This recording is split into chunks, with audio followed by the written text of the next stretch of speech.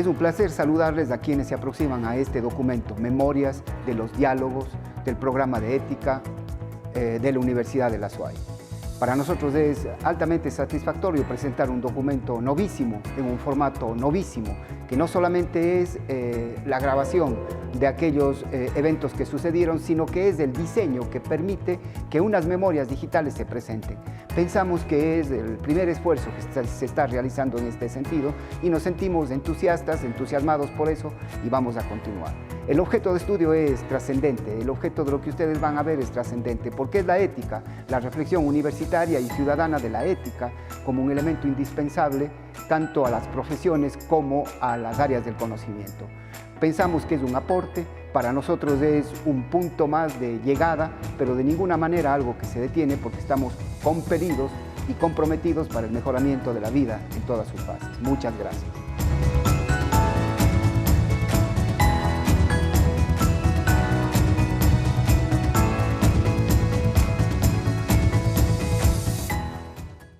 Sociedad que se engalane de sus conductas éticas.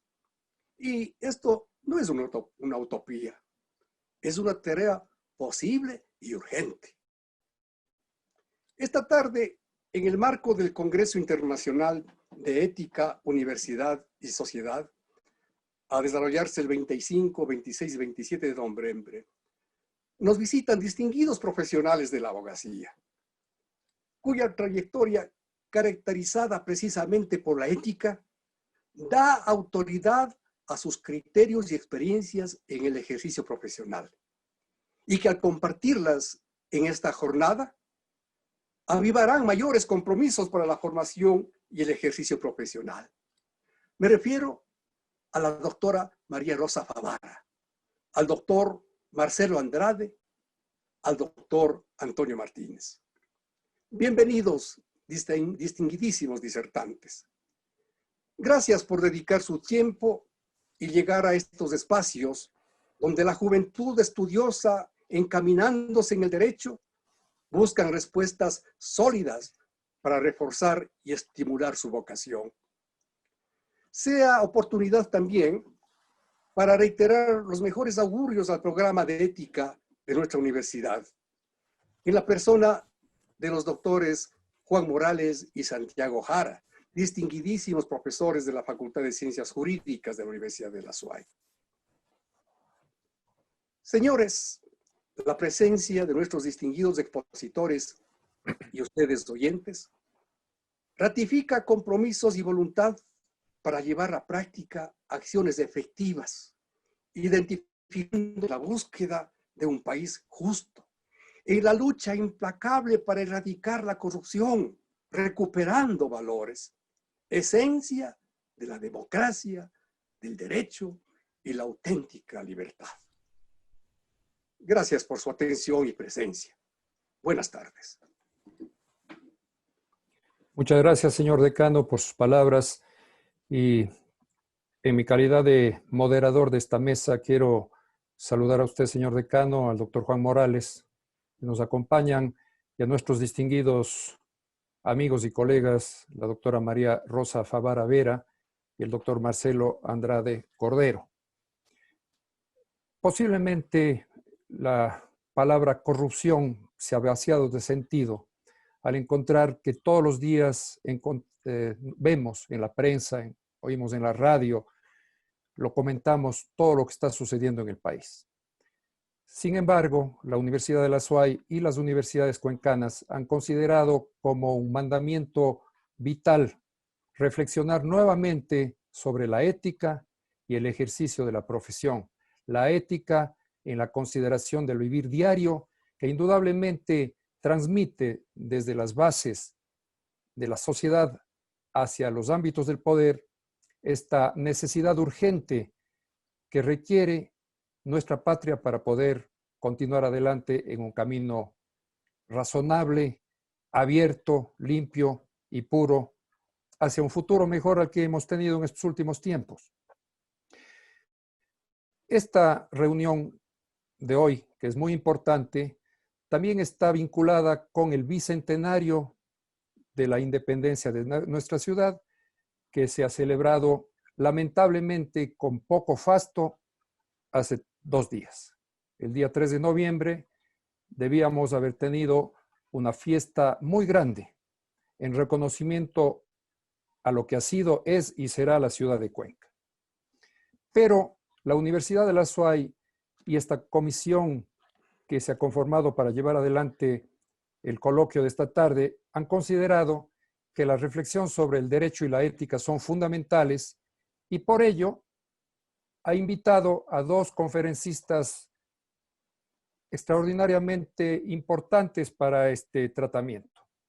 Ellos son nuestros queridos amigos y profesionales de alta categoría y de alto nivel, los doctores María Rosa Favara Vera, que tiene su sede de ejercicio profesional en la ciudad de Quito, aunque lo hace también en el resto del país y por supuesto en el extranjero, y el doctor Marcelo Andrade Cordero, que tiene su oficina fundamental principal asociados en la ciudad de Guayaquil y al que tenemos que recordar también como originario de nuestra tierra, porque Marcelo, si bien vive muchísimos años en Guayaquil, es cuencano y eso también nos satisface por tenerle de invitado en esta tarde. Vamos a llevar adelante esta conferencia en 3 partes. En primer lugar, el doctor Marcelo Andrade va a introducirnos al ámbito de la ética y del ejercicio del derecho para que después la doctora María Rosa Favara siga con esta conferencia en ámbitos específicos del ejercicio de la profesión en los campos que tienen que ver con el ejercicio profesional, la magistratura y el ejercicio cotidiano de la ética en el ámbito del derecho. Quiero para ello, y sin extenderme más, presentarles a nuestros distinguidos conferencistas. La doctora María Rosa Favara es socia fundadora del estudio jurídico Favara y Compañía Abogados, con sede principal en la ciudad de Quito y tiene más de 25 años de experiencia profesional. Ella realizó sus estudios en la Pontificia Universidad Católica del Ecuador. Presta permanente asesoría jurídica a clientes nacionales y extranjeros, sobre todo en temas relacionados con fusiones y adquisiciones, asuntos regulatorios, corporativos, contratación pública, alianzas público-privadas y en áreas de competencia económica y propiedad intelectual. Ella ha trabajado tanto en el sector público como en el sector privado. Tanto es así que entre 1984 y 1986 fue directora del Departamento Administrativo Financiero de la Vicepresidencia de la República del Ecuador y en el año 2013 fue directora jurídica del Ministerio de Comercio Exterior, Industrialización, Pesca y Competitividad y directora ejecutiva del COMEXI. Ha presidido el directorio de la Cámara de Comercio e Industria Ecuatoriano-Colombiana en varios periodos y también ha sido presidenta de las cámaras binacionales del Ecuador. En este sentido, la doctora Favara tiene un amplísimo conocimiento, holístico conocimiento del derecho ecuatoriano en el ámbito completo de su práctica profesional.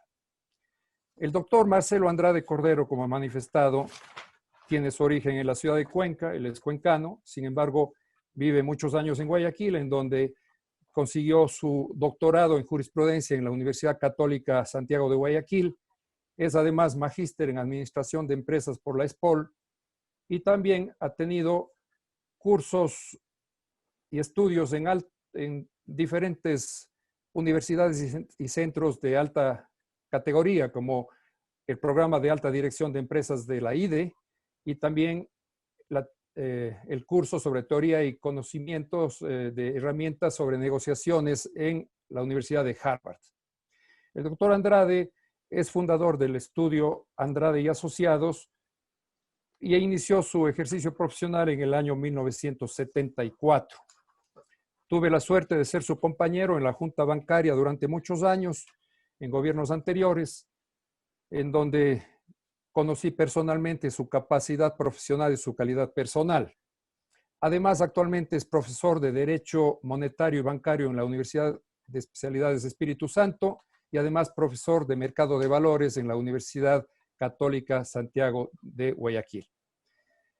vamos a iniciar concediéndole la palabra al doctor Marcelo Andrade Cordero para que iniciemos este encuentro que irá, como he manifestado, en primer lugar con la presentación del doctor Andrade, después con la presentación de la doctora Favara, luego abriremos una mesa entre los dos para tocar algunos puntos importantes, solicitando a quienes se encuentran en este ámbito que pueden posteriormente a las conferencias de los doctores y cuando estemos en la parte que corresponde a la mesa, puedan hacer sus consultas o sus proposiciones y preguntas mediante el chat, de tal manera que podamos hacerles conocer a nuestros conferencistas las inquietudes, observaciones y apreciaciones que ustedes tienen.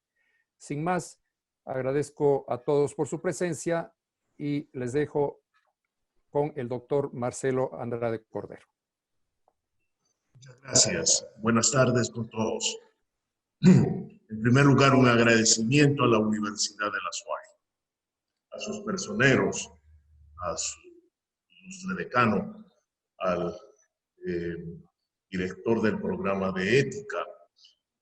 Y evidentemente es un honor compartir el panel con tan importantes juristas como es la doctora María Rosa Favara, reconocida profesional en todo el país, y con el doctor Antonio Martínez Borrero, que además de ser ilustre colega, nuestro ilustre colega, es querido y apreciado. Efectivamente, tengo el honor de ser cuencano, aunque, como ustedes notan, un acento un poco agradecido. Me permiten compartir pantalla.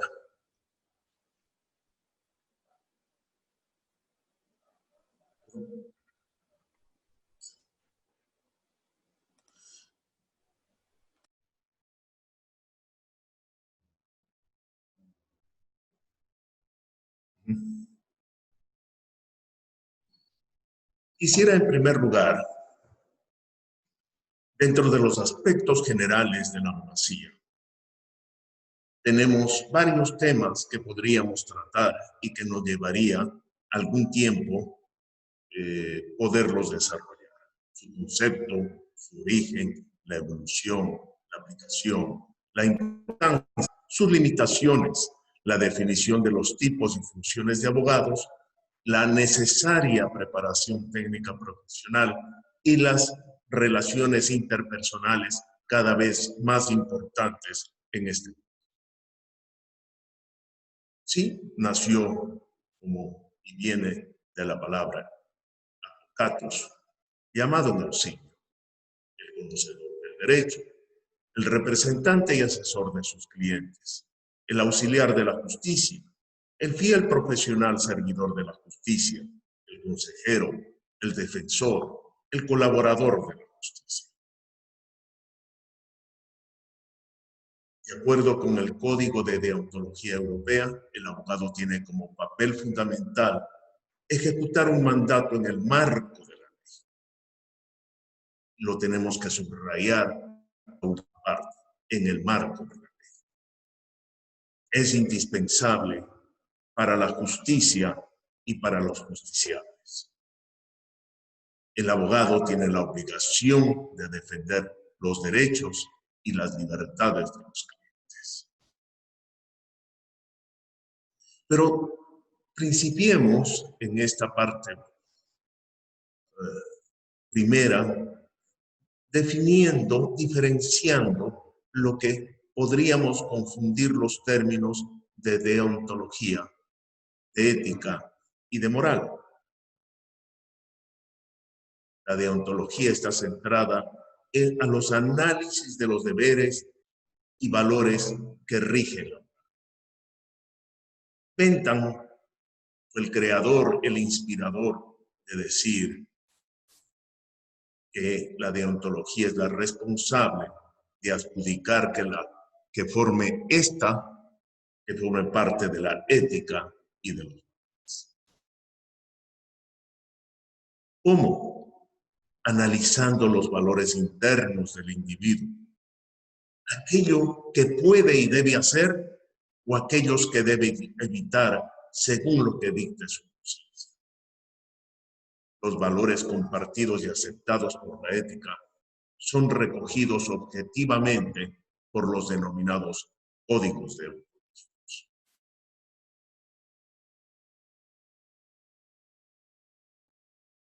Y entonces, ¿cómo hacemos para diferenciar la ética o para comparar la ética y la moral?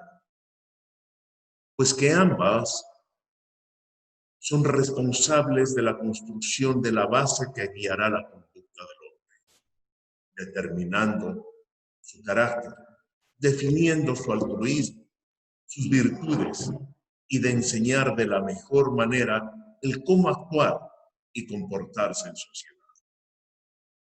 Ambas palabras pueden ser relacionadas, pero evidentemente remiten conceptos diferentes. La ética es el estudio de los principios y normas morales que afectan a la vida. Es aquel conjunto de principios y normas morales en que la persona o grupo social cree medios para regir el rol de los abogados y establecer los deberes y principios rectores de su vida. La ética es la parte de la filosofía que trata del bien y del mal en la conducta humana, y es el conjunto de normas que regulan la conducta desde el punto de vista. Le establece al individuo los deberes y obligaciones para consigo mismo, aplicando normas morales fundadas como la honradez, el honor, la cortesía. Por lo que todos sabemos que el acto humano es la acción de la persona consciente y ejercida de forma libre.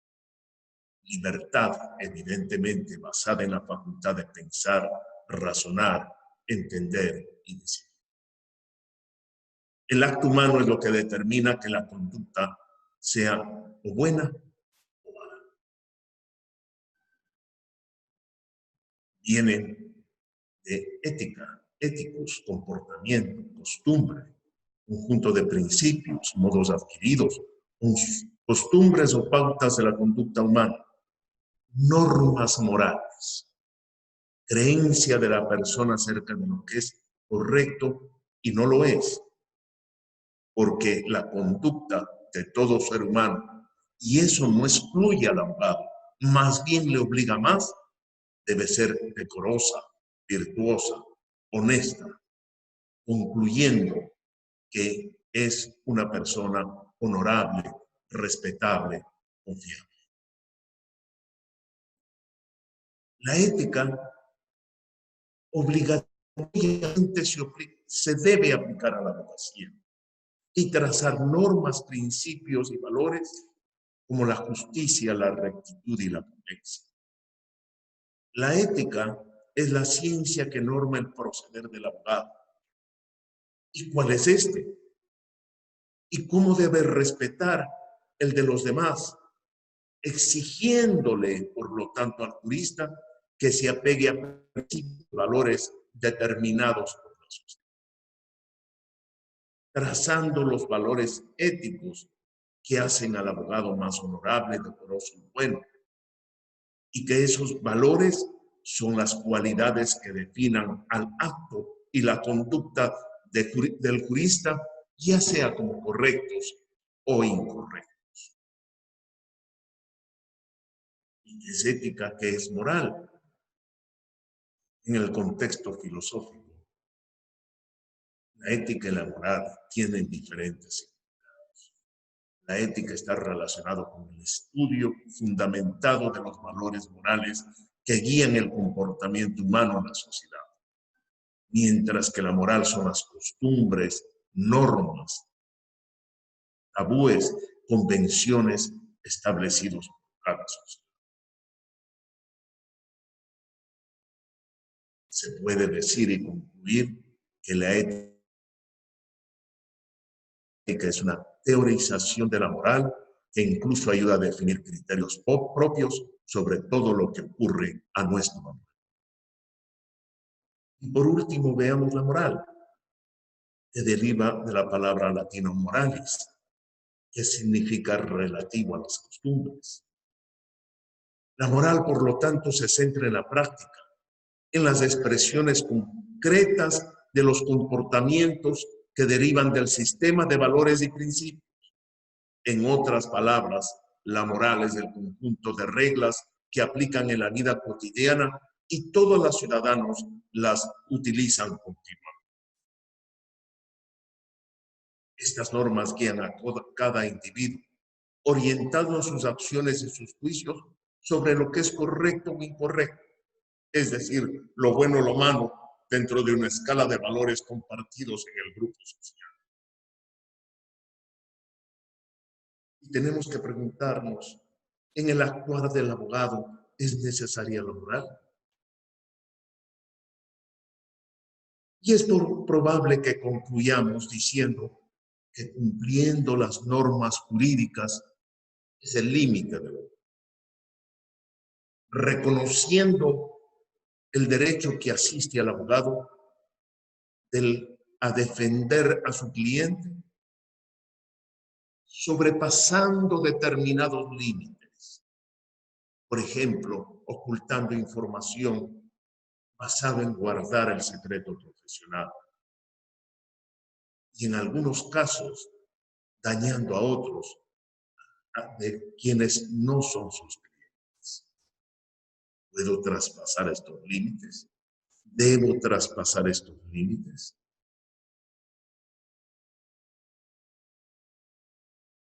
Cada conciencia, cada uno se tiene que contestar permanentemente. Porque actuar moralmente es actuar con el derecho. Y con esta teoría bastaría actuar bien, que sería obedecer las normas. Y por ello no se puede imponer su propia actuación y unos grupos a otros, pues cada grupo tiene su propia. Y se dice que la moral es un fenómeno esencialmente subjetivo. ¿Es correcto?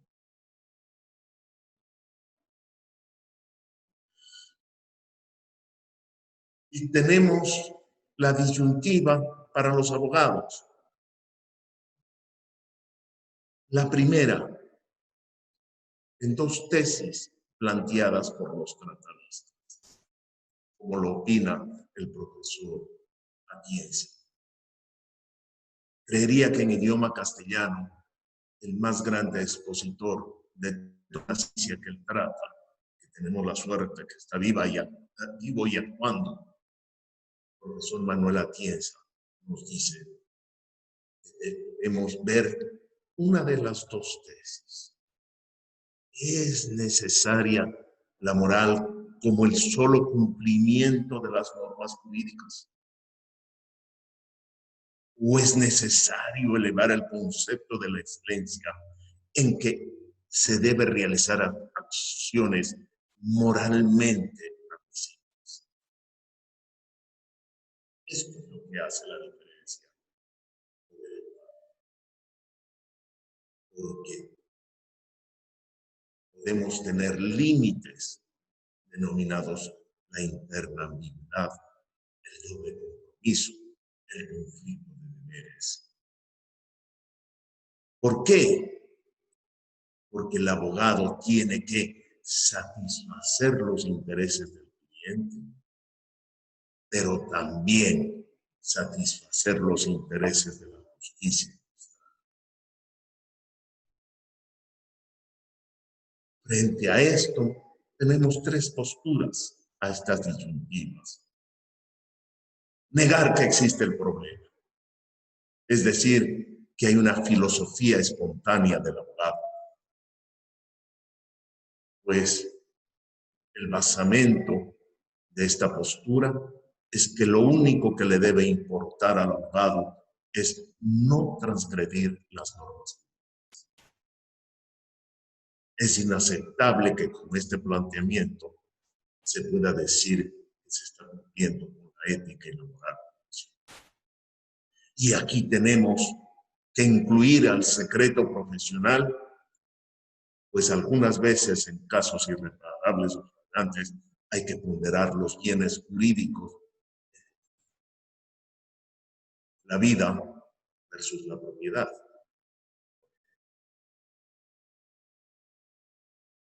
La segunda, que lo propugna el profesor Paz Ferreira,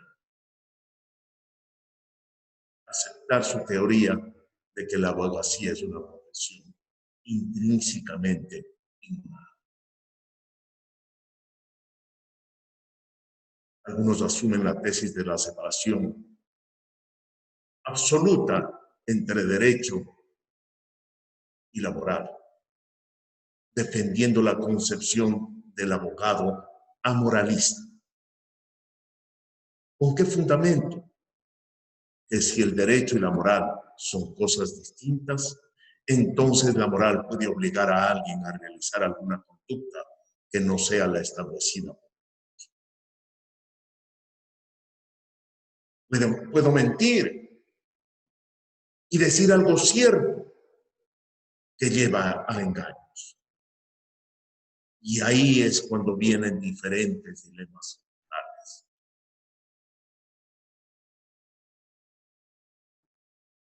Ejemplos, Kant, cuando prometió al rey de no volverse a ocupar ni opinar sobre temas religiosos.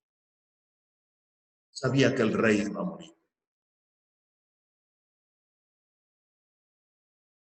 Cuando Clinton expresó que no tuvo relaciones sexuales con su pasante, apoyado en el consejo de sus defensores, pero que evidentemente era algo cierto en los dos casos, pero que llevaba a engaños.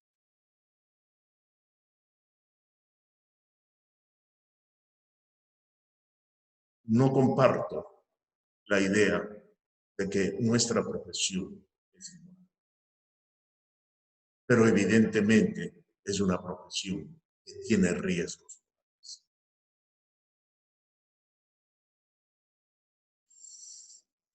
Como dos estados de espíritus peligrosos y malos, teniendo en los conceptos demasiado pesimista o optimista de la profesión, llevado a la separación entre la moral, que es lo que digo, y la moral que digo.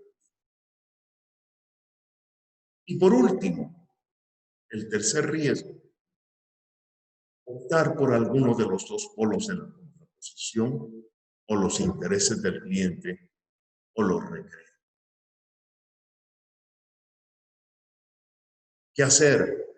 Difícil respuesta, muy difícil respuesta. Pero como todo en la vida, es necesario elegir. Y parafraseando al señor decano y trayendo a colación el mismo tratadista, que él, de la sapiencia, en este caso, nos repetía lo que decía el más bello poema para los abogados, evidentemente, es leer, releer y practicar lo que nos dice en su decálogo.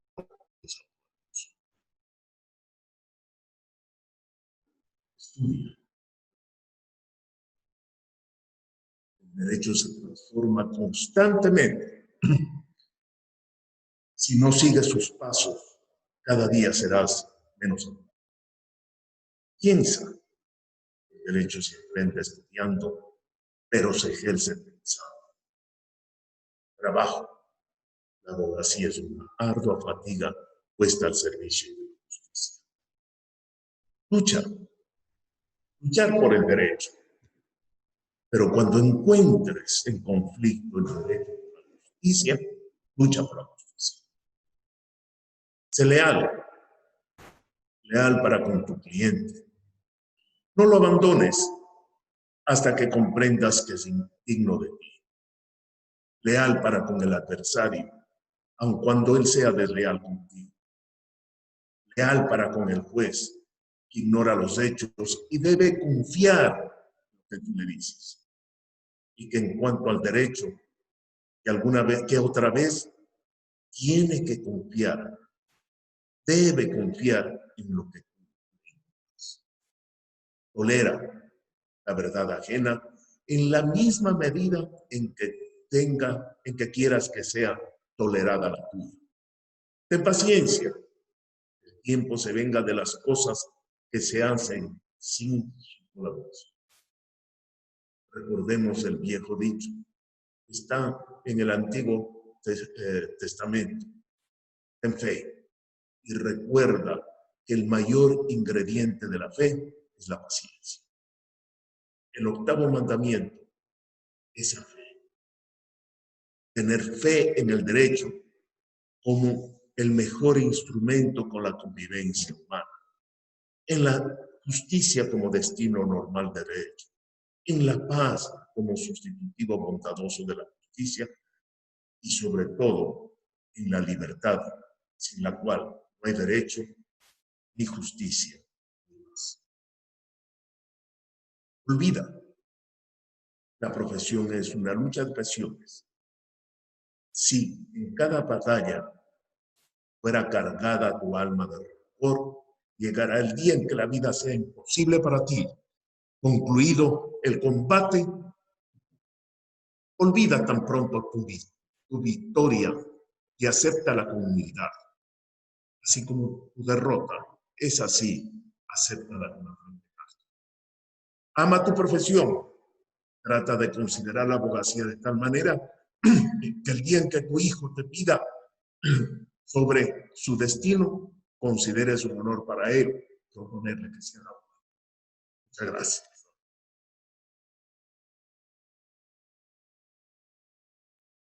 Muchas gracias al doctor Marcelo Andrade por su propuesta que nos deja abierta una discusión, una reflexión para después en esta tarde.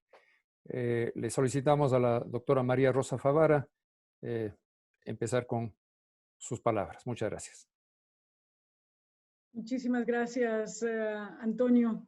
Primero agradezco a la Universidad de la SUAY por esta honrosa oportunidad que me permite participar en este evento de tanta trascendencia. Y es honroso porque participar en un evento en el que la ética es el tema a tratarse, pues realmente me honra, repito. Y además hacerlo en un foro con tan distinguidos colegas y de tanta reconocida y probada prestancia y trascendencia. Su honorabilidad es de conocimiento público y por eso, repito, estoy tremendamente honrada. Estar aquí en esta tarde-noche con los doctores José Chalco, Juan Morales, Santiago Jara, y particularmente con el doctor Antonio Martínez Borrero y el doctor Marcelo Andrade Cordero, es definitivamente un evento que no olvidaré. Muchísimas gracias por esta oportunidad. Y además, oportunidad también para dirigirme a los futuros colegas de la universidad que están obviamente comprometidos con esta tarea y que están además en otras facultades también explorando y generando una conciencia en los estudiantes sobre la ética profesional. Tengo una presentación que quisiera compartir con ustedes, si me permiten y me dan la autorización correspondiente, por favor.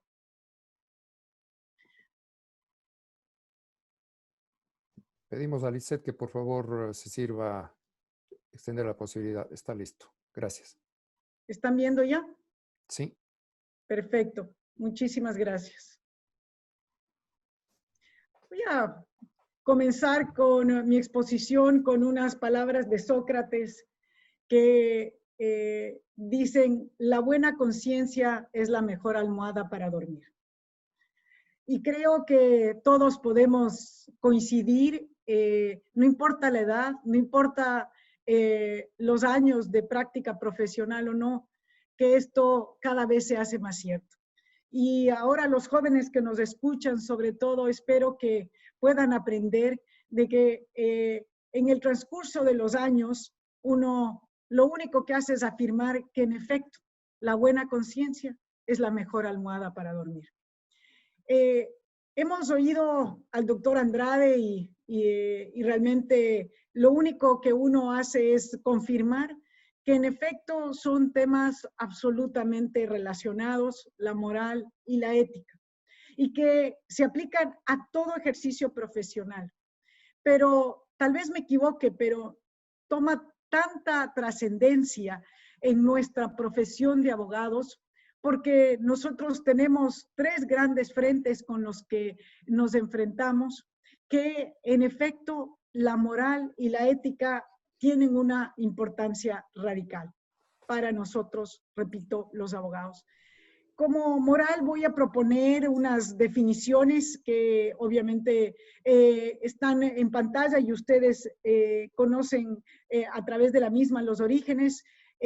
La primera, un conjunto de principios, preceptos, mandatos, prohibiciones, permisos, patrones de conducta, valores e ideales de vida buena, que en su conjunto conforman un sistema más o menos coherente propio de un colectivo concreto en una determinada época histórica. La moral es un sistema de contenidos que refleja una determinada forma de vida. Esto relativiza mucho a la moral y hay que reconocerlo. Lo que es moral para unos no es moral para otros, y probablemente en una sociedad o en un tiempo también se genera y se plasma ese relativismo. Otra definición básicamente de ética es la que quiero proponerles. Ética puede considerarse entonces como una ciencia que pertenece al campo de la filosofía, como la metafísica o la epistemología, mientras que lo moral es en general el objeto de la ciencia, es decir, lo que ella estudia. En definitiva, hay una interrelación que no pueden, obviamente, simbiótica, que no pueden separar lo uno de lo otro, y es eso lo que ustedes están, obviamente, llamados a estudiar en este curso y en este evento relacionado y enfocado a la ética. Ya particularmente en materia de derecho, la deontología tiene obviamente su razón de existir en el derecho y en la profesión de abogados.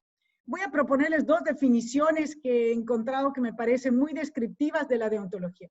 La primera es la ética aplicada al mundo profesional, concretada en unas normas y códigos de conducta exigibles a los profesionales, aprobados por el colectivo de profesionales, que enumera una serie de deberes y obligaciones mínimos para todos los profesionales, con algunas consecuencias de carácter sancionador.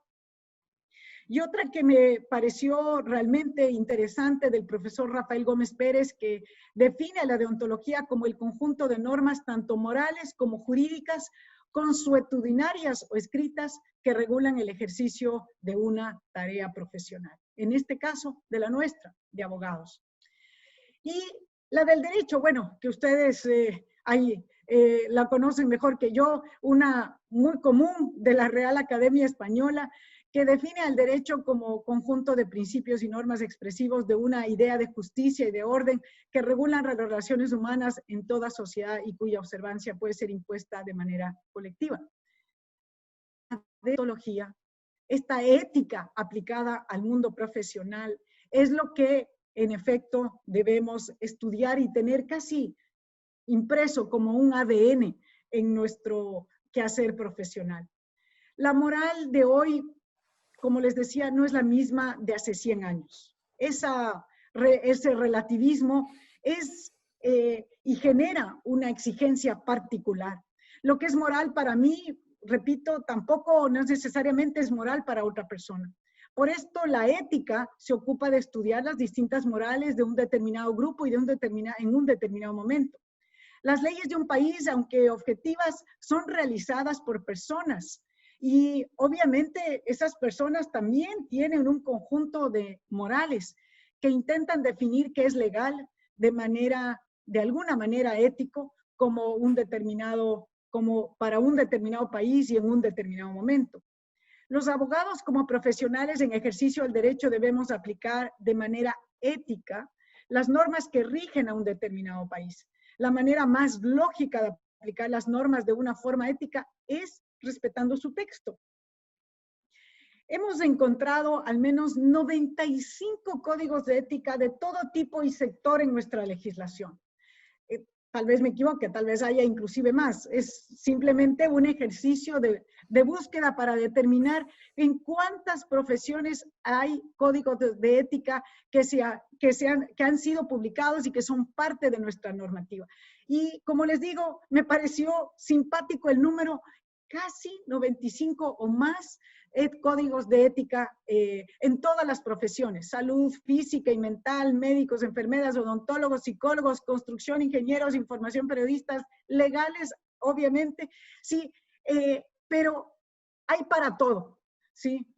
No sé si eso nos haya hecho más éticos o no, pero que hay códigos de ética y que deberíamos cumplir en todas las profesiones, hay. No sé si alguna no lo tenga, pero hay suficientes para que regulen las profesiones más conocidas. Y también hay en ministerios, superintendencias, contraloría, en la función judicial, en los GATS, en la función electoral, o sea, en todo orden hay códigos de ética. La Constitución de la República, particularmente en el artículo 83, numeral 12, manda lo siguiente, y dice que son deberes y responsabilidades de las ecuatorianas y los ecuatorianos, sin perjuicio de otros previstos en la Constitución y la ley, el siguiente: ejercer la profesión oficio con sujeción a la ética. Es decir, es hasta un deber constitucional que tenemos en todas las profesiones de ejercer nuestras profesiones y oficios con sujeción a la ética. Y en el artículo 433 dice que para, además, en un cargo tan honroso como es el de miembro de la Corte Constitucional, se requiere como uno de los requisitos el demostrar probidad y demostrar ética. Sí, difícil en todo caso, pero no imposible. En los tratados internacionales, la Convención Interamericana contra la Corrupción habla de lo mismo y exige. El Código Orgánico de la Función Judicial en el Ecuador habla de los principios de buena fe y lealtad procesal, y que ya lo mencionaba el doctor Andrade, lo mencionaba el doctor Martínez también en su presentación. En los procesos judiciales, las juezas y jueces exigirán a las partes y a sus abogados y abogadas que observen una conducta de respeto recíproco e intervención ética, teniendo el deber de actuar con buena fe y lealtad. Y se sancionará especialmente la prueba deformada, todo modo de abuso del derecho, el empleo de artimañas y procedimientos de mala fe para retardar indebidamente el progreso de la litis. Esto está previsto en el artículo 26. En el artículo 2 del Código de Ética de la Función Judicial habla que como objetivos específicos, el Código de Ética de los Servidores y Trabajadores de la Función Judicial dice, tiene como objetivos específicos y menciona en el 2.1 el fomentar, fortalecer y mantener los principios y valores éticos que deberán observar los servidores y trabajadores judiciales en el ejercicio de sus competencias administrativas y jurisdiccionales establecidas en la Constitución de la República del Ecuador y la ley. La Ley de Federación de Abogados, ¿sí? En su artículo 22, señala que en cada colegio de abogados habrá un tribunal de honor, integrado por abogados en libre ejercicio profesional, encargado de conocer y juzgar la conducta del afiliado en el ejercicio de su profesión, sin perjuicio de las acciones civiles o penales a que hubiera lugar de conformidad con la ley. He tratado en esta presentación de tener algo de información con relación a cuántos casos pueden haberse dado en los colegios de abogados, y no es una información de acceso público, por eso no puedo presentarles unas cifras, pero en todo caso más bien hago una pregunta para que la respondan en su debida oportunidad los colegas de cuántos casos han tenido de haber presentado quejas en contra de un profesional ante el Tribunal de Honor del respectivo colegio. Si tenemos fe en esos procedimientos y si en efecto habría terminado con alguna sanción. Son, repito, muchos de ellos confidenciales y no tengo cifras que presentarles aunque hubiera querido. El artículo 32, inclusive, de la Ley de Federación de Abogados dice que son obligaciones de los afiliados a los colegios, como a la de contribuir a la superación de la profesión de abogado, ejerciéndola con corrección y con estricta sujeción a las normas de la ética profesional. Y el Estatuto de Colegios de Abogados de Quito, que puse porque es al que yo pertenezco, y sírvase disculpar, por favor, que no haya puesto el de Cuenca. En su artículo 4 dice que el Colegio de Abogados se propone en el punto 5 velar por la moral profesional. Es decir, normas sobre la ética, sobre nuestra obligación como abogados de actuar en todo tiempo apegado a la moral y a la ética profesional, no faltan.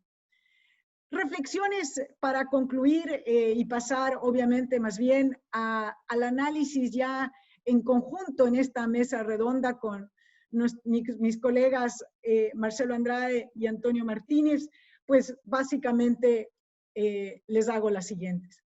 Los abogados podemos ejercer un sinfín de tareas profesionales, dirimir o mediar en conflictos, ejercer el derecho de defensa de nuestros clientes, brindar asesoramiento empresarial o personal en colaboración con la administración pública, operadores de justicia, independiente de la rama del derecho que se ejerza al respecto por la ley, debe ser el norte a seguir. Nuestra obligación como abogados en el ejercicio profesional debe ser realizar un ejercicio honrado de la profesión, enmarcado en lo que permita la ley y que refleje preparación para con nuestros clientes que tienen mucho en juego y en la mayoría de los casos buscan una eficiente y honesta asesoría. Y digo en la mayoría de los casos porque no en todos ellos es así. Muchos clientes quieren que su abogado sea un lobo, literal, que agarre a una presa y que tenga poca moral. Eso sí, quieren que en la contraparte sí haya un abogado moral, hay un abogado ético, pero como propio no. Esos clientes son los que generan, ¿sí?, un ámbito para que muchos de nuestros colegas caigan en la tentación de tenerlos como clientes y obviamente honrar lo que de ellos esperan, es decir, ser esos lobos alejados totalmente de la moral que es parte y debe ser parte de nuestro ADN en la profesión. La referencia a una conducta ética dentro del ámbito jurídico es el comportamiento lógico y exigible que debemos respetar como profesionales al servicio del derecho. El ejercicio del derecho lo realizamos, como decía, frente a tres grandes grupos. El primero, la administración pública. Es evidente, lo tenemos que en el ámbito de nuestro ejercicio profesional vincularnos, no importa cualquiera que sea la área, terminamos vinculándonos con la administración pública. Y ahí tenemos el deber de no realizar un uso fraudulento del derecho, por el contrario, ejercer en defensa de nuestros clientes e intereses las herramientas jurídicas que el ordenamiento pone a nuestra disposición de una manera apropiada. Nos encontramos con la disyuntiva de que los clientes, que es el segundo grupo con el que nosotros nos interrelacionamos, pues básicamente lo que esperan es resultados. Y no importa cómo los obtengamos. Eso es lo que esperan muchos clientes. Y nosotros nos encontramos ante la disyuntiva moral y ética de qué hacer para conseguir esos resultados. Porque vemos que en efecto hay vías que pueden casi acortar el camino y asegurarnos el resultado. Ser transparentes ante los clientes en los procesos que son puestos a nuestra consideración y no. Sobre pretexto de tener mayores ingresos, asegurar resultados o atender causas con conflictos de intereses es algo que debemos absolutamente evitar. No debemos hacerlo y bajo todo aspecto debemos evitar, en efecto, caer en esa tentación.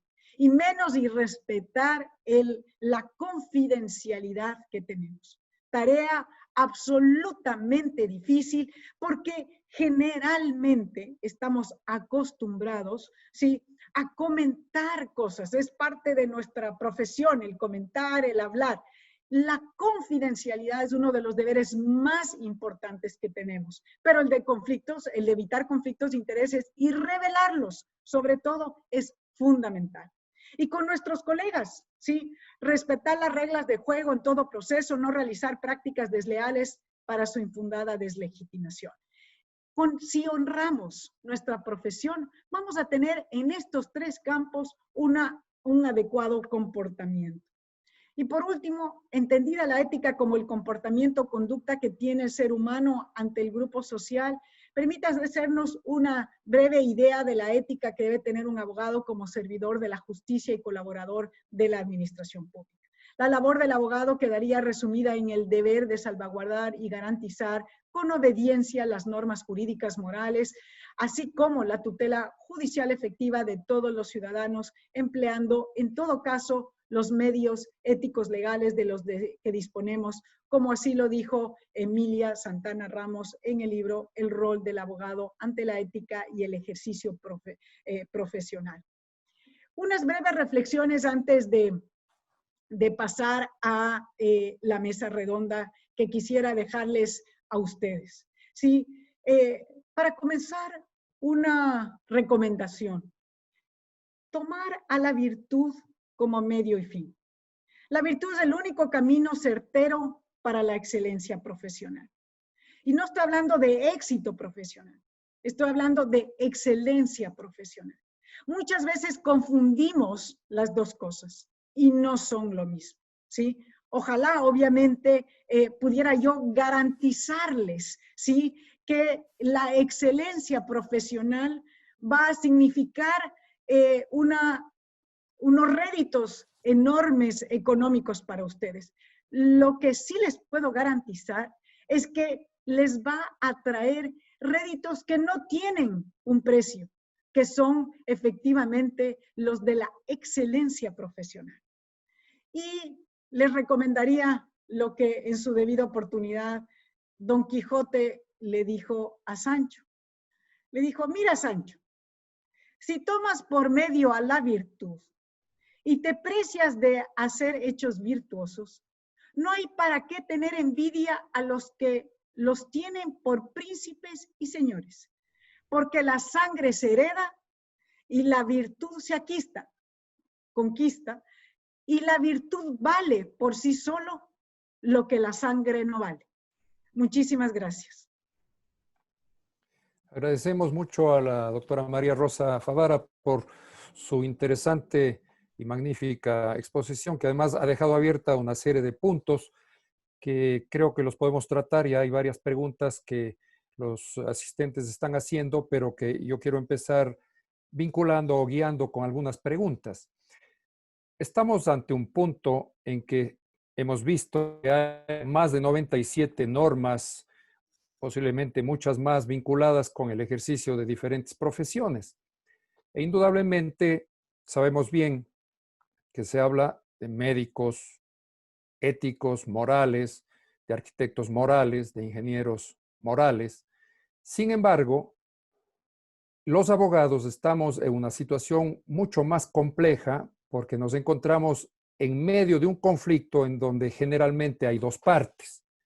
En consecuencia, el ámbito en el que nos desenvolvemos, tenemos a nuestro cliente y al cliente contrario, y además a un tercero que es el juez, el que va a resolver, o el árbitro que va a resolver el conflicto, y esto nos pone en una situación tal en donde indudablemente nuestro propio cliente, en principio, y la comunidad en general tiene que considerar que si lo que estamos haciendo aplica a las normas de la ética y de la moral. Por ello, con lo que se ha dicho por parte del doctor Marcelo Andrade, una de las preguntas que se hace es, ¿se puede definir una ética en el ejercicio profesional del abogado, o el abogado siempre va a estar en el borde, en el filo de la navaja, en el ámbito ético, en el ejercicio de su profesión? Marcelo, tal vez su criterio al respecto de esto.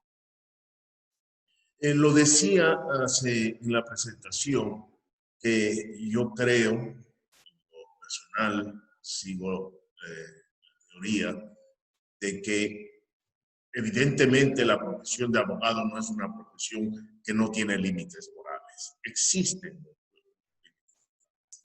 Pero también es una profesión, por todo lo que has dicho, Antonio, que es de riesgos morales, para lo cual es necesaria la educación, la almohada que nos decía María Rosa, la almohada socrática que nos decía María Rosa, es un tema de conciencia, pero que también es de educación, de formación, de ponerse en sus propios límites. Y pueden haber 93 códigos de ética, como nos mencionaba también María Rosa, y probablemente muchos más, y se creen pronto muchos más, y así protocolos que existen de buen gobierno corporativo y que están de moda las empresas familiares, protocolos familiares, etcétera, etcétera. Pero lo importante es cumplirlos. Que esos códigos, esos protocolos, no sean para archivo en el cajón respectivo, sino que se cumplan. Y que cumpliéndose sean exigibles en el transcurso del tiempo. Gracias, Marcelo. Una pequeñísima anécdota. Alguna vez me comentaron que un cliente le dijo a su abogado, ¿por qué no le enviamos un regalo al juez? Así puede facilitar lo que esperamos. Y el abogado, moral y ético a fondo, le dijo, no, eso no se puede hacer. Yo no estoy de acuerdo. Además, yo le aseguro que si le mandamos un regalo al juez, que es un hombre honrado, perdemos el juicio. Resulta que al cabo de algún tiempo ganaron el juicio. Y el abogado le dijo a su cliente, mire, hemos ganado el juicio, teníamos la razón, la justicia estaba en nuestras manos y creo que yo he hecho un buen trabajo. Y el cliente le dijo, pero yo también intervine porque le mandé un regalo al juez. Dice el abogado, pero ¿cómo así? Sí, pero lo hice a nombre del contrario. Entonces, todas estas cosas pueden darse. Hay una pregunta que queremos hacerla a la doctora Favara, que dice lo siguiente: un cordial y respetuoso saludo a los ponentes y mi admiración por sus lúcidas exposiciones. Mi pregunta es la siguiente. En el campo de la ética jurídica existe la teoría de la amoralidad que establece que los abogados no son responsables de lo que hacen siempre que representen a sus clientes dentro de la ley.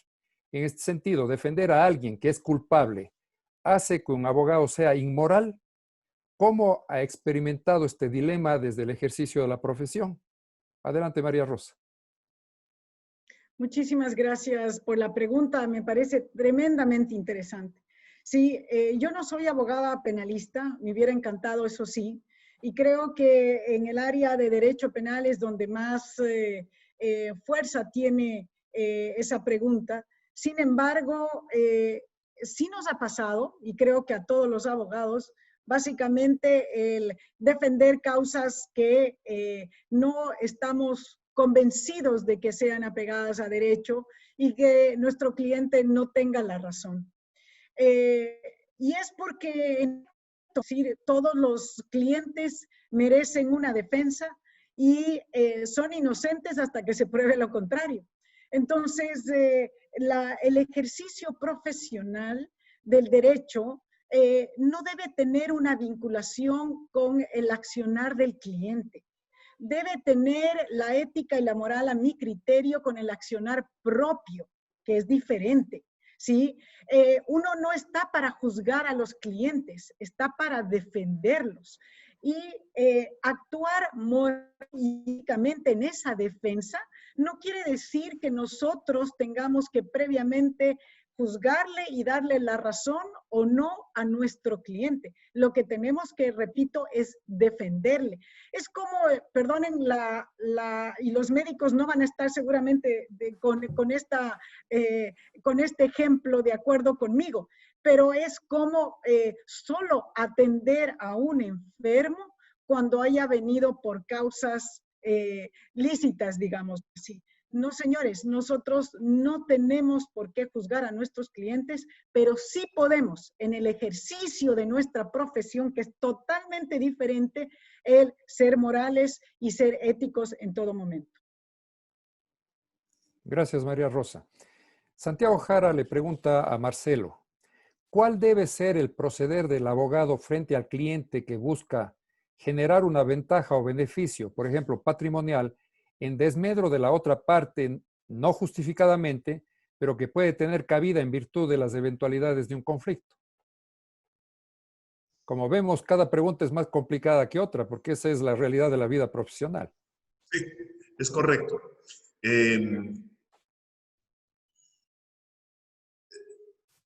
Concuerdo totalmente con lo dicho, no podía ser de otra manera, por Rosa María, y de ahí parto, en que el accionar de uno va a ser decidor para uno mismo, en primer lugar. Nosotros no podemos ser jueces de nuestros clientes, pero en momentos determinados sí podemos aconsejar, ser un soporte, creo yo, ampliando lo dicho anteriormente, sí podemos ser un soporte y decir, ¿sabes qué? No, lo que tú pides, yo no lo puedo aceptar, porque injustificadamente, vuelvo a los ejemplos del mentir, o de decir algo cierto para generar engaño, diciendo a medias una verdad, puede ser supremamente perjudicial hacia la otra parte. Y ahí yo sí creo que determinadas reglas uno sí puede guiar al cliente para decirle, oye, ponte los límites respectivos, no puedes perjudicar a una tercera persona, no estás con el derecho, no tienes el derecho de su buen nombre en lo intangible o su patrimonio perjudicarle porque a ti se te ocurre o porque tienes determinadas razones. Diría que ese sería un consejo hacia los abogados para que a futuro puedan aconsejar de esa manera a sus clientes en el ejercicio. Gracias, Marcelo. María Rosa, hay otras preguntas. Por ejemplo, ¿cómo entender la relación ética del abogado, ya no en relación, no en referencia con su cliente, sino en la relación que tiene con la administración de justicia? ¿Cuál es el límite para llevar adelante un proceso de manera adecuada cuando sabemos, y suele pasar, que la administración de justicia también es proclive a cierto tipo de presiones, llamémosla eufemísticamente, en el ejercicio del derecho? En efecto, es así. Por eso debo agradecer la pregunta porque me permite reflexionar conjuntamente con ustedes sobre un gran tema, ¿no? Y es en nuestra relación con la administración de justicia y en general con la administración pública, porque tenemos obviamente jueces administrativos, jueces jurisdiccionales, tenemos inclusive árbitros, tenemos una serie de contacto directo con la administración pública en general. Es tremendamente retador el lograr resultados sin caer en prácticas que están reñidas con la ética. Eso sí hay que reconocerlo. Y hay que reconocerlo porque no solo la presión de los clientes existe y es real, sino sobre todo hay dos presiones que las vemos de día a día en nuestra profesión y desafortunadamente cada vez más. La primera de los propios jueces, ¿sí? La primera de los propios jueces que desvergonzadamente, ¿sí? En general, pues básicamente quieren tomar contacto con uno de los abogados o con los abogados que representamos a los clientes para, en efecto, lograr algún tipo de dádiva que en nuestra profesión está absolutamente prohibida. Pero también de los colegas, porque los colegas desafortunadamente nos ponen una presión porque su comportamiento también en efecto lo que hace es inducir en general al mercado y a la administración pública. Entonces nosotros tenemos, por donde ustedes le vean, ¿sí?, una serie de presiones a las que definitivamente no debemos sucumbir. Pero la única forma de no hacerlo y no caer en la tentación más bien de hacerlo, no es otra que la conciencia, para poder en la almohada de Sócrates, ¿sí?, poder dormir tranquilo. Porque todo lo que digamos, puede haber 100 códigos de ética, puede haber tribunales de honor, puede haber lo que sea, ¿sí? Básicamente no vamos a poder actuar con ética y poder dormir tranquilos. Y quiero terminar esto diciéndoles que desafortunadamente, si hay una profesión desprestigiada, es la de los abogados. Es vergonzoso. Les invito a que googleen, y sobre todo los jóvenes que lo hacen mejor que nosotros, los de esta generación, ¿sí? ¿Cuántos portales de chistes de abogados hay para que se sorprendan que pueden encontrar más de 1 millón, no estoy exagerando, de ellos, en los que lo único que hacen es hablar y mofarse de nuestra profesión y de nuestro comportamiento, y hablo en primera persona, pero no me incluyo. Sí. Así que muchísimas gracias y perdonen si me extendí. Gracias, María Rosa. Aquí también hay un asunto que contar. En una página de una guía telefónica de Miami, había una frase de Enrique V de Shakespeare que decía: "First of all, let's kill all the lawyers". Antes que nada, matemos a todos los abogados. Frase de Enrique V. Pero esta página era de un servicio legal. Y en la parte inferior decía: se ve que Shakespeare nunca necesitó a un abogado.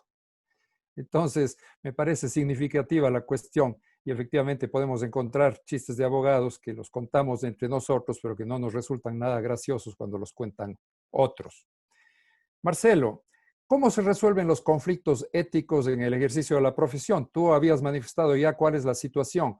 ¿Se puede decir claramente a un cliente y un abogado que tenga su prestigio y su fuste, debe decir: señor, esto no está bien, vamos a encontrar una alternativa a lo que usted está proponiendo? Porque entiendo yo que existe también la tendencia clara de decir sí a todo con el ánimo de conseguir al cliente, por supuesto. ¿Cuál es tu criterio?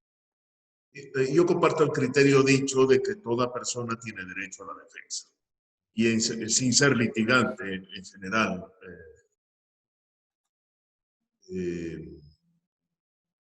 pero toda persona tiene derecho a la defensa, toda persona tiene derecho a un patrocinio legal.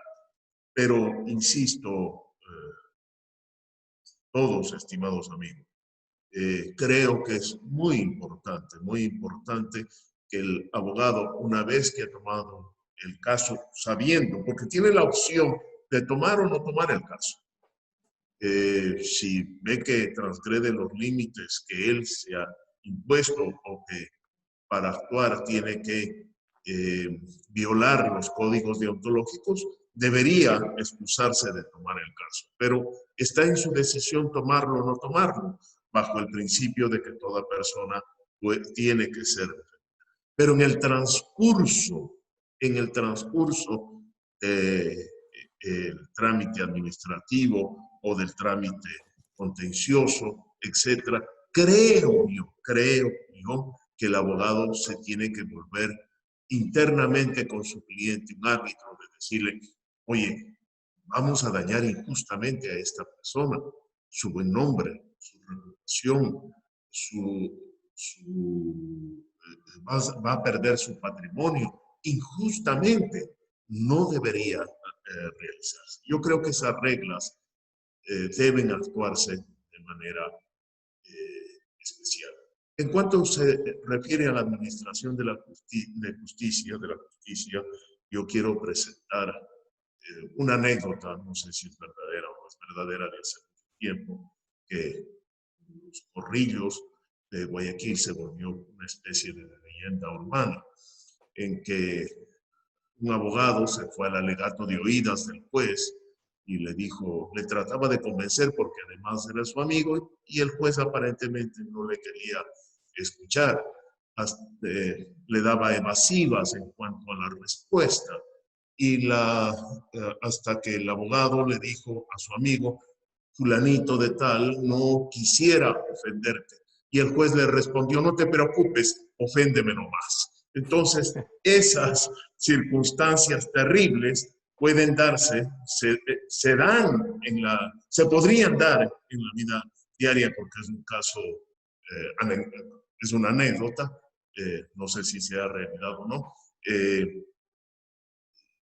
se dan, y eso es lo que hay que tener la certeza, la cultura y la entereza de no permitir.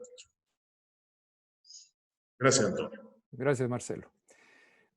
Me parece que hemos tenido una tarde extraordinaria en donde hemos escuchado a dos distinguidísimos profesionales y amigos que nos han dado una serie de conceptos en un ámbito que es sumamente complejo y delicado, que es el del ejercicio profesional del derecho y la relación con la ética. Indudablemente conversábamos alguna vez con amigos profesionales y decíamos, la ética o la honradez profesional paga, en el sentido de que alguna vez también le escuché, y creo que lo escuchamos con el doctor Marcelo Andrade, de decir a un abogado quiteño, unos tienen fama, otros tenemos prestigio, que es lo que decía María Rosa hace un momento. Indudablemente puede ser que en un caso el abogado tenga un refulgente éxito, pero la calificación que tiene a nivel general de la sociedad creo que también pesa mucho justamente por el concepto de lo que es la moral, aquello que nace o mores de las costumbres, de las relaciones entre los ciudadanos que vivimos en una comunidad. Agradecemos mucho a nuestros conferencistas, al señor decano de la facultad, al doctor Juan Morales, al doctor Santiago Jara, organizadores de este coloquio, y estamos seguros que ha cubierto absolutamente las expectativas del gran número de asistentes que han estado presentes en esta tarde ante la pantalla de sus computadores. Gracias a ustedes y con ello damos por terminada esta tarde. Muchas gracias.